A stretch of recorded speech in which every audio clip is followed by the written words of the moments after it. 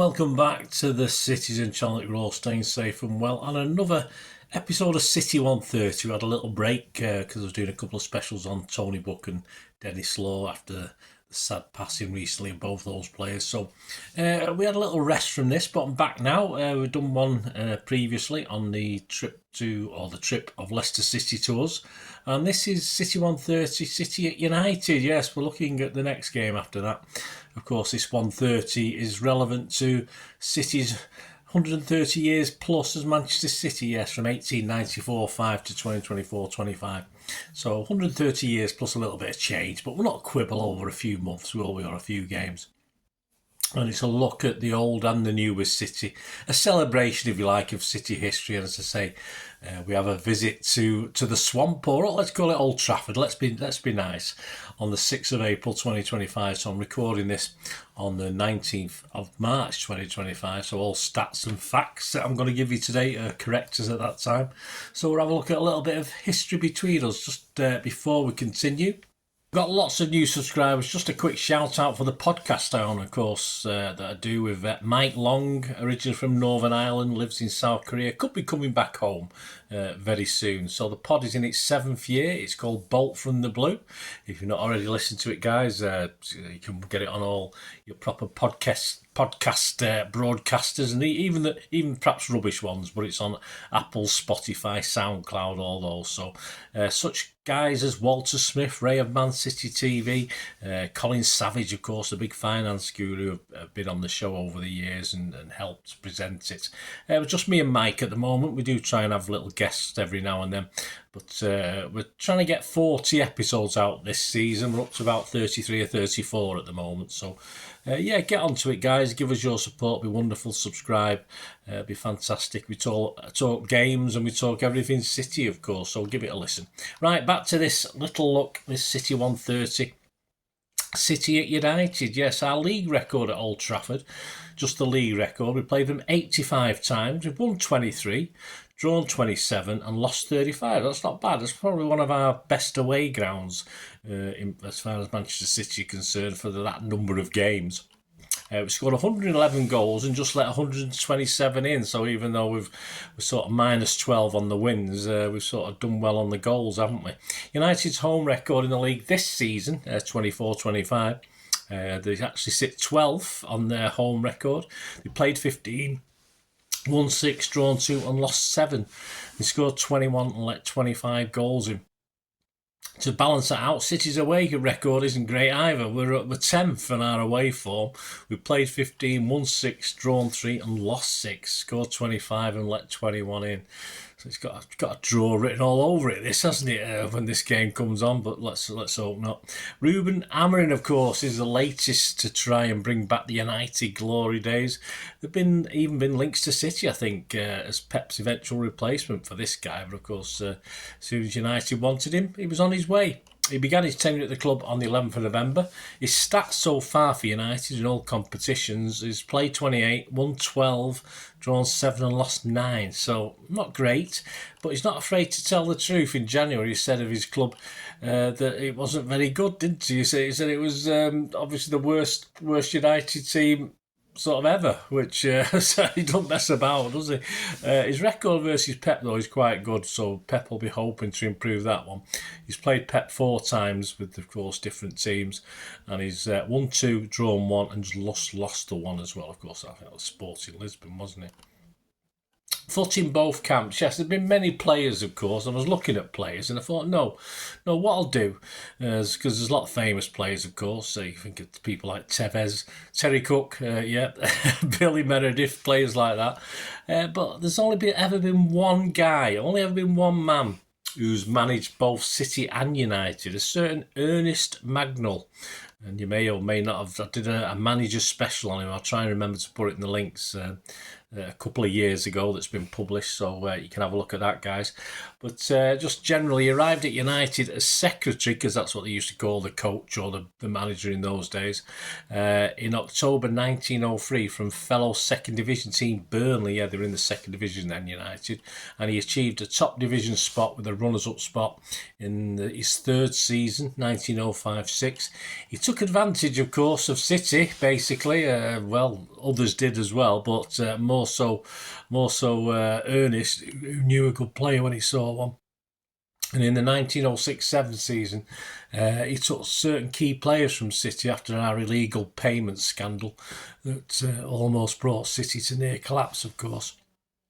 And he took the likes of Billy Meredith, Jimmy Bannister, Herbert Burgess, Sandy Turnbull, all for very little money, for peanuts basically, and they became the backbone of United and led them to their first silverware. He led them to the first piece of silverware, which was a league title, not bad, in 1908, and then despite finishing mid-table the season after, he actually lifted the FA Cup with them as well. And in 1910-11, United were champions again under him. He took control in a total of 421 United matches. He won 242, he drew 90 and he lost 39. At the beginning of the 1912-13 season, despite officially still being United's secretary, he was at the City away match, a 1-0 win at Notts County for the first game of the season. And he was also a big smile on his face at City's first home game. Yes, a derby against United, where again officially he was still employed by United. So everyone knew he was City's manager by that stage, but of course officially he was still United's secretary. Of course we won that 1-0, so he had a big smile on his face. Apparently I wasn't there, I didn't see it. Anyway, he never managed to equal United's success so at City, despite bringing in some good players. He knew a good player when he saw one, and his tenure was also interrupted, of course, don't forget, by the outbreak of World War, so who knows what might have happened. But while he was there, City finished 6th in his first season, and 13th, then 5th, and then we had the suspension of the First Division for war. Then after the war, we finished 7th, 2nd, 10th, 8th and 11th. Of course, he finished higher than United in all the seasons he was there, all the seasons he managed, but for that very first season. And United were in the second division for his last 2 seasons at City. So yes, we basically finished above them again. So just all but one season we finished above United, which was a sort of big thing to us in the 80s, 90s or 70s, wasn't it? But of course, at that stage it was just normal. City in theory were the bigger club. We used to get bigger crowds. He failed to win a trophy, but came runners-up, of course, then in 2021 and reached one FA Cup semi-final with City as well in 1913-14. I think his biggest achievement, and everyone says, it was possibly overseeing the new stadium build at Main Road. It was, of course, delayed by the war. There's plans for over 100,000 stadium, but of course you had to settle for about 85, 90,000, but of course it only maximum held 84,000, as just over 84,000. But Mangnall managed his final season at the new ground, but he was instrumental in making that move from Hyde Road to Main Road. His City stats: played 350, won 151, drawn 82 and lost 117. His goals 500, goals against 457. Yeah, it would be 40 years, of course, before United ever won the league again after he'd left them. I think he's still there. I think third most successful manager, I think, even now, from the 1920s.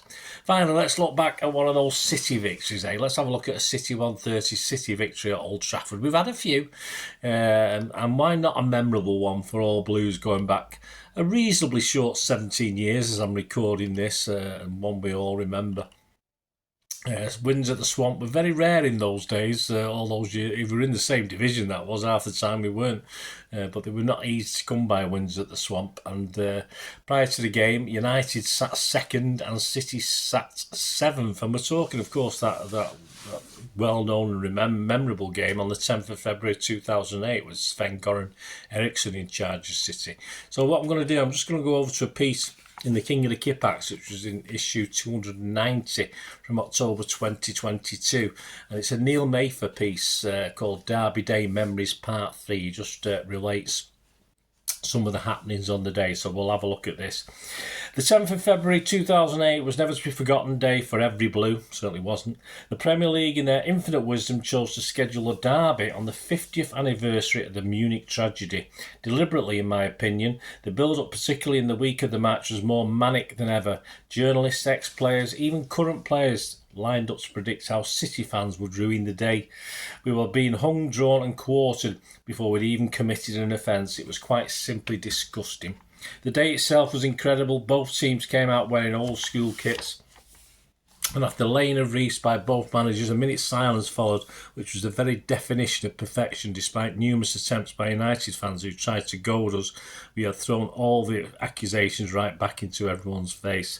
In the lineup, nearly reminiscent in the main road massacre in '89, City fielded a number of young Blues, Hart, Richards, Onua and Ireland all starting. These lads would go on to make history. City rode the early wave of pressure which was expected and started to threaten themselves. Petrov feeding Ireland, who saw his shot saved by Van der Sar, only for Vassell to snaffle a rebound at the second attempt. Just before half-time, and it was dreamland. A Petrov cross was glanced in by debutant Benjani. And we got to see his trademark celebration for the very first time.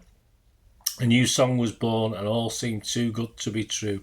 Now I'll stop for a moment and give you a little bit from the absolutely wonderful Nedum Onua's book. If you haven't already got it, buy it now, in which he tells some of the players knowing the fact that Vassell had never lost a game in which he scored. There were knowing glances in the dressing room, but nobody even dared say it out loud, although they did say it was never in doubt after the game. The second half was one of those unbearable watches that seems to last forever, in which United pummeled us. Watching it back later, and even now, it seems it was nothing sort of the calm light of the next day. In truth, United huffed and puffed, but didn't really threaten that much at all. A very late Carrick goal made it look close. I think it was 92 minutes or something like that. But in truth, we defended well and thoroughly deserved the win.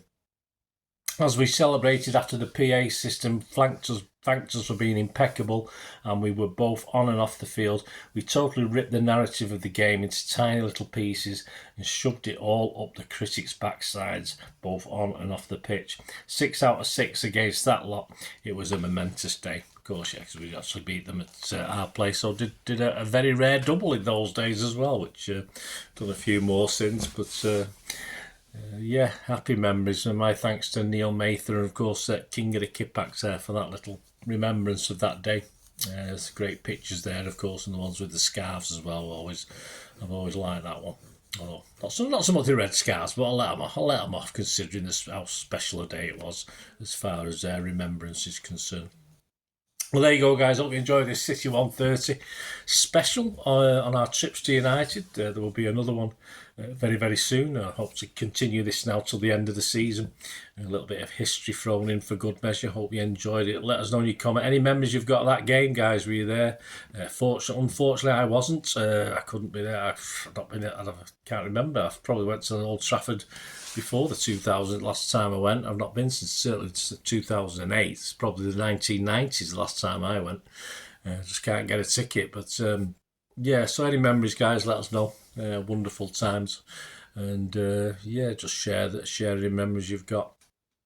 Thanks for watching. Let us know in the comments. And of course, if you'd like what I try and do, guys, I don't do any sort of live shows at the moment. I might do eventually, but so I've no way of sort of trying to sort of accept kindness of you in the way gratuities of any sort. But if you do want to support the channel, there are ways to do it. And all I ever ask is just to keep watching and listening. I hope you enjoyed the feature, and yeah, if you can support me through the subscription, if you can subscribe, guys, that'd be wonderful if you've not already done so. We do actually have memberships at the moment, just 99p a month, so you get access to all my City stuff, including all the history vlogs, dozens and dozens not been published yet that you get immediate access to, and every time I do a edit and do a vlog, you get immediate access to it as well. So you can have a copy of scripts as well if you want any hard copy of the sort of things I do on matches and teams and managers and players, etc, etc. So if you can join the membership, that'd be wonderful. We'd fine. And yeah, if you want to support the channel just by watching the ads, that helps. Watch the ads, let them play through while you just have to check your phone or something, let it play out. And of course, if you follow any of the links, that always works as well. You know, you follow a link to one of the ads and you fancy something. I've done it myself. I've followed a link and actually purchased something from another organisation. But you know, it can happen. It can happen. Not all ads are stuff you're not interested in. And of course, you can give us a like, guys. That would be absolutely fantastic. All the likes are much appreciated. Anyway, thanks for watching. Until the next time, of course, I only ever ask one thing, don't I? Please, I ask you all to stay safe, especially you Blues. Until the next time, come on, City. Bye for now.